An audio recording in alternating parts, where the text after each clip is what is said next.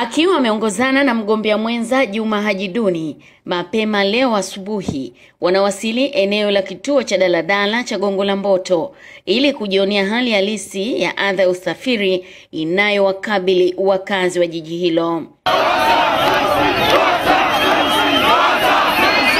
Baba ndo wewe, kila kitu tunakutegemea.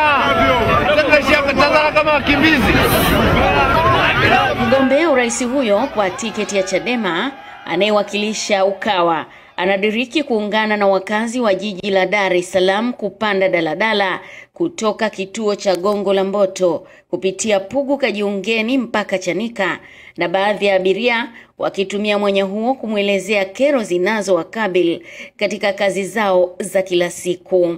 Sijai kuona katika maisha yangu kwamba leo anaweza akapanda mheshimiwa anayegombea urais anapanda daladala na kulipa nauli kama watu wengine.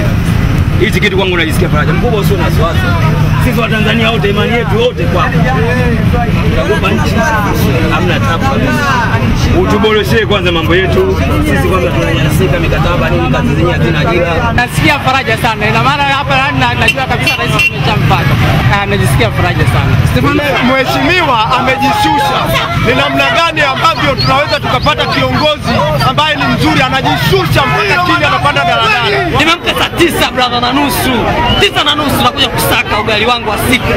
Bila tangazo wala nini. Kaja hapa mafuriko yameanza. Kama hajapita makao tutajua changu kwa wapi.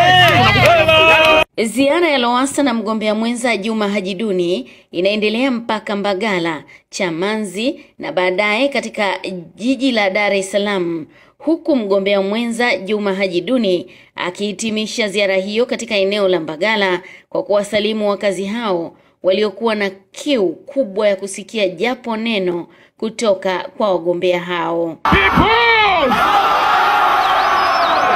Haturuhusiwi kuzungumza zaidi. Tukaambiwa tumefanya mkutano uliokuwa hauna ruhusa. Tumepita kuwasalimia. Sisi tunatoka na safari zetu kusalimia wale masikini ambao wanaambiwa vibaka, malofa, wapumbavu.